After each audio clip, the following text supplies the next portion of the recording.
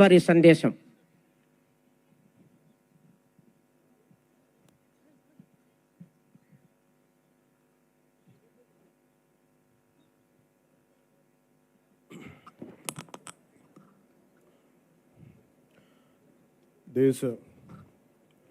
మన భారతదేశపు 80వ స్వాతంత్ర దినోత్సవం సందర్భంగా ఈ కార్యక్రమానికి విచ్చేసిన గౌరవ పార్లమెంట్ సభ్యులకి, శాసనమండలి సభ్యులకి, వివిధ కార్పొరేషన్ల చైర్మన్లకి, పార్లమెంటేరియన్స్కి,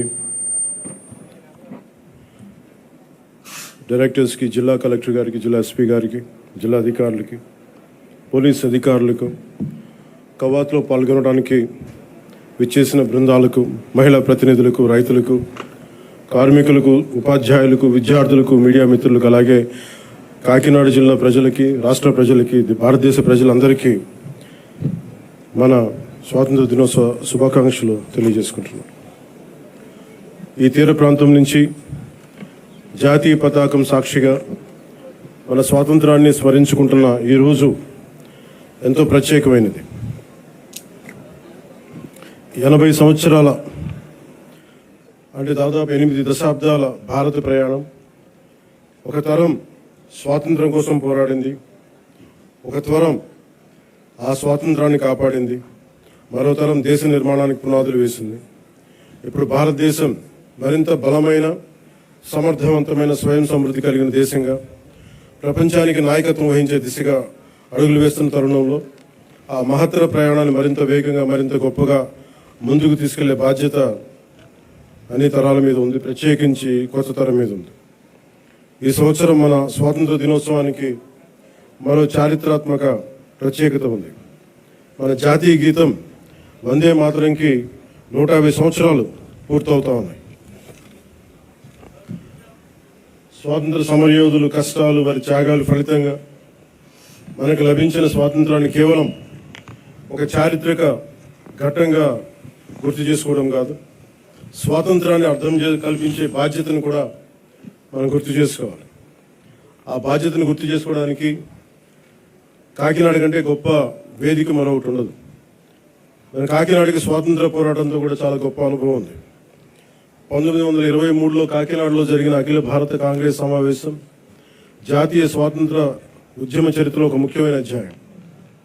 జాతీయ చైతన్యానికి కాకినాడ ఒక వేదికగా నిలిచిందనడానికి ఒక గొప్ప ఉదాహరణ. అదే స్ఫూర్తిని మన చుట్టూ ఉన్న ప్రజల జీవితాల్లో కూడా మనం చూడవచ్చు. ఈ తీర ప్రాంతంలో తుఫాన్లు వస్తాయి, సముద్రపు కోత ఉంటుంది, భారీ వర్షాలు ఉంటాయి, ప్రకృతి అనుక్షణం ఎన్నో సవాళ్లు విసురుతూ ఉంది. అయినా మన మత్స్యకార సోదరులు సముద్రంలోకి వెళ్తారు, రైతులు పొలాల్లోకి వెళ్తారు, నేతలు తన మగ్గాల ముందు కూర్చుంటారు, కార్మికులు తమ పనిలోకి వెళ్తారు, యువత తమ భవిష్యత్తు కోసం ముందుకు సాగుతూ ఉంది. కుటుంబాన్ని నిలబెట్టడానికి, సమాజాన్ని ముందుకు తీసుకెళ్లడానికి సామాన్య మనిషి ప్రతిరోజు చేసే పోరాటం ఈ దేశ నిర్మాణంలో భాగం. ప్రధానమంత్రి గారి శ్రీ నరేంద్ర మోదీ గారి వికసిత్ భారత్ 2047 సంకల్పంలో ఆంధ్రప్రదేశ్ తన వంతు బలమైన పాత్రని పోషిస్తుంది. కేంద్ర రాష్ట్ర ప్రభుత్వాల సమన్వయంతో రాష్ట్ర అభివృద్ధి పదంలో వేగంగా ముందుకు సాగుతూ ఉంది. కేంద్రం అందిస్తున్న మౌలిక వసతులు, పెట్టుబడులు, సాంకేతికత, జాతీయ స్థాయి పథకాలకు రాష్ట్ర ప్రభుత్వం తన పరిపాలనా సామర్థ్యాన్ని జోడించి వాటి ఫలాలు ప్రజలకు చేరేలా సర్వశక్తులు ఒడ్డి పనిచేస్తాం. ఇటీవల కేంద్రం రాష్ట్రాలకు ముందస్తుగా పన్ను వాటా నిధులు విడుదల చేయగా ఆంధ్రప్రదేశ్కి 4,597 కోట్లు అందాయి. ఇలాంటి కేంద్ర రాష్ట్ర సమన్వయం రాష్ట్ర అభివృద్ధికి మరింత వేగాన్ని అందిస్తాం. అదేవిధంగా స్వాతంత్ర్యం వచ్చి ఇన్నేళ్లు గడిచినా రహదారి సౌకర్యానికి నోచుకొని గిరిజన గ్రామాలకు తొలిసారిగా రహదారి సౌకర్యం కల్పించాలనే లక్ష్యంతో డోలీ రహిత గిరిజన గ్రామాల కోసం అడవి తల్లి బాట కార్యక్రమం కింద 2,078 కోట్లతోటి 2,310 కిలోమీటర్ల రహదారుల నిర్మాణం చేపట్టాం. ఇప్పటికే 905 కిలోమీటర్ల రహదారుల నిర్మాణాన్ని పూర్తి చేశాం. జలజీవన్ మిషన్, అమర్ జీవి జలధార కింద గతంలో అసంపూర్తిగా ఉన్న పులివెందుల, డోన్, ఉద్దానం తాగునీటి ప్రాజెక్టులని దాదాపు పూర్తి చేశాం. అలాగే 8,000 కోట్లతో 1,30,00,000 మందికి తాగునీరు అందించాల లక్ష్యంతో చిత్తూరు, ప్రకాశం, పల్నాడు, ఉమ్మడి ఉభయ గోదావరి జిల్లాలో మెగా వాటర్ గ్రిడ్ వర్క్స్ ని వేగవంతం చేశాం. మరో 9,355 కోట్లతో 10 కొత్త ప్రాజెక్టుల ద్వారా దాదాపు 6,500 గ్రామాలకి తాగునీరు అందించే మెగా మల్టీ విలేజ్ స్కీమ్స్ని ప్రక్రియను ప్రారంభించాం. అటవీ పర్యావరణ పరిరక్షణకు శాస్త్రీయ విధానం, సాంకేతికత, ప్రజల భాగస్వామ్యంతో ముందుకు సాగుతూ ఉన్నాం. రాష్ట్రంలో పచ్చదనాన్ని 50% పెంచే లక్ష్యంతో ఈ సంవత్సరం 10 కోట్ల దేశవాళీ మొక్కలను పెంచే ప్రణాళికతో పాటు 74 నగర వనాలని అభివృద్ధి చేశాం. అలాగే దాదాపు 3 కోట్ల సీడ్ బాల్స్ని తయారు చేసి వాటి విస్తరణ కార్యక్రమాన్ని ప్రారంభించాం. 1000 హెక్టార్లలో మడ అడవులను సంరక్షించడం ద్వారా దేశంలో 2వ స్థానాన్ని సాధించాం. గ్రేట్ గ్రీన్ వాల్ ద్వారా తీర ప్రాంతాల రక్షణ కూడా చర్యలు చేపట్టాం. మానవ వన్యప్రాణి సంఘర్షణ తగ్గించేందుకు హనుమాన్ అనే కార్యక్రమాన్ని తీసుకొచ్చి 100కి పైగా వాహనాలతో అత్యవసర స్పందన వ్యవస్థను ఏర్పాటు చేశాం. కుంకి ఏనుగుల ద్వారా 15కు పైగా ఆపరేషన్లు విజయవంతంగా నిర్వహించాం. ఎర్రచందనం అక్రమ రవాణాపై కఠిన చర్యలు తీసుకుంటూ దాదాపు 100 మెట్రిక్ టన్నుల ఎర్రచందనాన్ని స్వాధీనం చేసుకుని 242 కేసులను నమోదు చేసి 494 మందిని అరెస్ట్ చేయడం జరిగింది. కేసులో 95% కన్విక్షన్ రేట్ సాధించగలిగాం. అటవీ భూ ఆక్రమణ చర్యలు తీసుకొని దాదాపు 10,506 హెక్టార్ల అటవీ భూమిని తిరిగి ఎన్డీఏ ప్రభుత్వం స్వాధీనం చేసుకుంది. రైతు సంక్షేమానికి ప్రాధాన్యత ఇస్తూ పీఎం కిసాన్, అన్నదాత సుఖీభవ పథకాల ద్వారా సుమారు 47 లక్షల రైతు కుటుంబాలకు ఏడాది 3,125 కోట్లతో ఒక్కొక్క రైతు కుటుంబానికి 20,000 సాగు సాయం అందిస్తా ఉన్నాం. ఆదాయ పౌర సరఫరాల శాఖ ద్వారా రైతులు పండించిన ధాన్యాన్ని మద్దతు ధరకు కొనుగోలు చేశాం.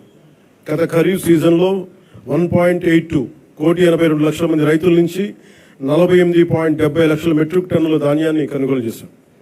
కొనుగోలు చేసిన ధాన్యానికి సంబంధించిన 11,556 కోట్లని 48 గంటల్లోనే రైతుల ఖాతాల్లో జమ చేయిస్తాం.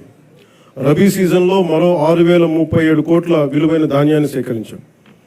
గతంలో అగ్రికల్చర్ మార్కెటింగ్ కమిటీల ద్వారా రైతుల నుంచి సెస్ వసూలు చేసిన ఆ నిధుల్ని చాలా అవసరమైన డొంక రోడ్ల నిర్మాణానికి గత ప్రభుత్వం వినియోగించలేదు.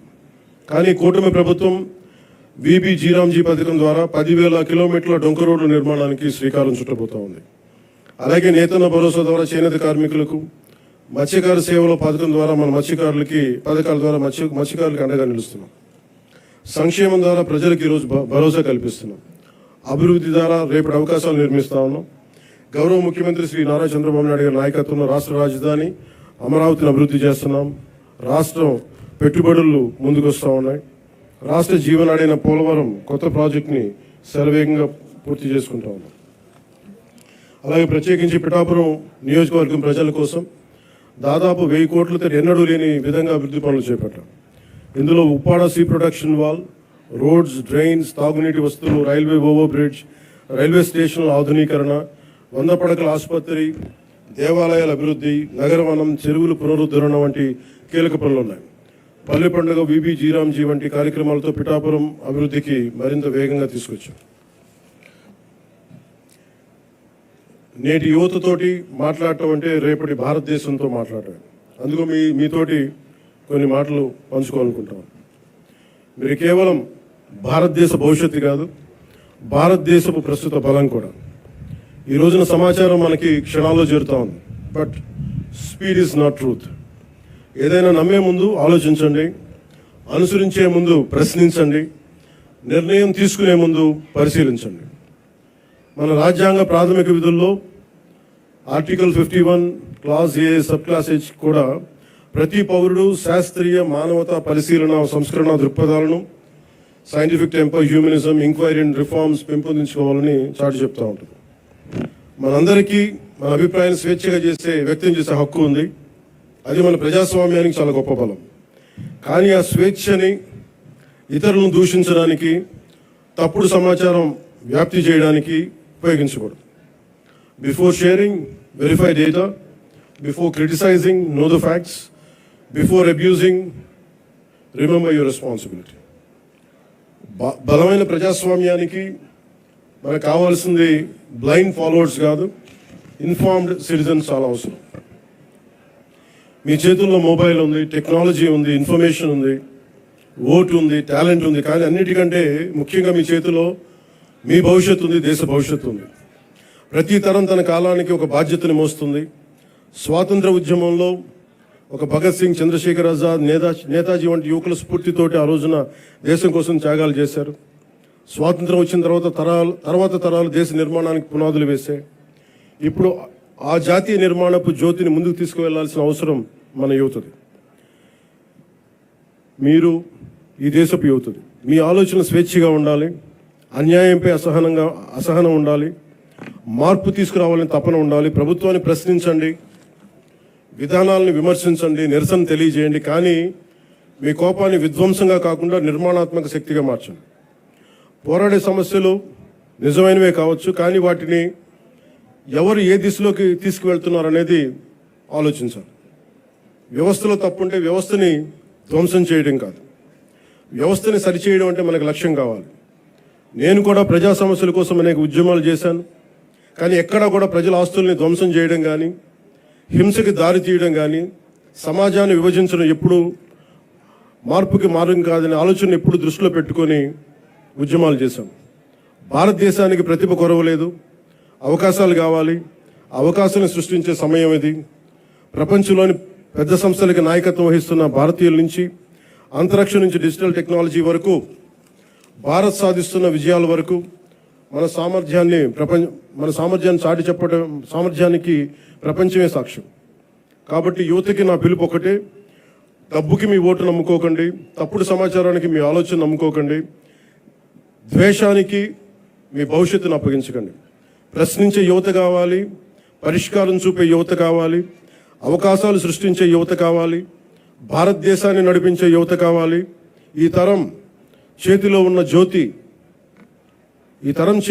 జ్యోతి యువత. వచ్చే తరానికి మరింత ప్రకాశవంతమైన భారతదేశంగా మీ చేతిలో ఉండాలని మనస్ఫూర్తిగా కోరుకుంటూ సెలవు తీసుకున్నాను. జై Hind. Thank you very much, sir.